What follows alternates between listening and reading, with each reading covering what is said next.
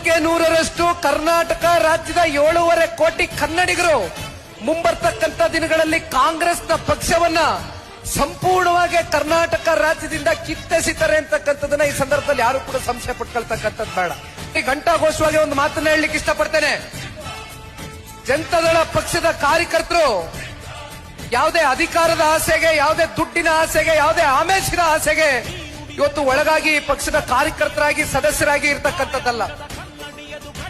ಎರಡೂ ರಾಷ್ಟ್ರೀಯ ಪಕ್ಷಗಳನ್ನ ನೀವು ಎರಡೂ ರಾಷ್ಟ್ರೀಯ ಪಕ್ಷದಲ್ಲಿ ಇರ್ತಕ್ಕಂಥ ಕಾರ್ಯಕರ್ತರನ್ನ ನೀವು ಒಂದ್ ಕಡೆ ತೂಗಿದ್ರೆ ಮತ್ತೊಂದ್ ಕಡೆ ಜನತಾದಳ ಪಕ್ಷದಲ್ಲಿ ಇರ್ತಕ್ಕಂಥ ಕಾರ್ಯಕರ್ತರು ಯಾವುದೇ ಅಭಿಲಾಷೆ ಇಲ್ದಿರ, ಯಾವುದೇ ನಿರೀಕ್ಷೆ ಇಲ್ದಿರ, ಯಾವುದೇ ಫಲಾಪೇಕ್ಷೆ ಇಲ್ದಿರ ಈ ಪಕ್ಷವನ್ನ ಕಟ್ಟಿ ಬೆಳೆಸಿರ್ತಕ್ಕಂಥವ್ರು ಸಹಸ್ರಾರು ಸಂಖ್ಯೆಯಲ್ಲಿ 224 ಕ್ಷೇತ್ರದಲ್ಲೂ ಕೂಡ ಇವತ್ತು ರಾಜ್ಯದ ಉದ್ದಗಲಕ್ಕೂ ಇದ್ದಾರೆ.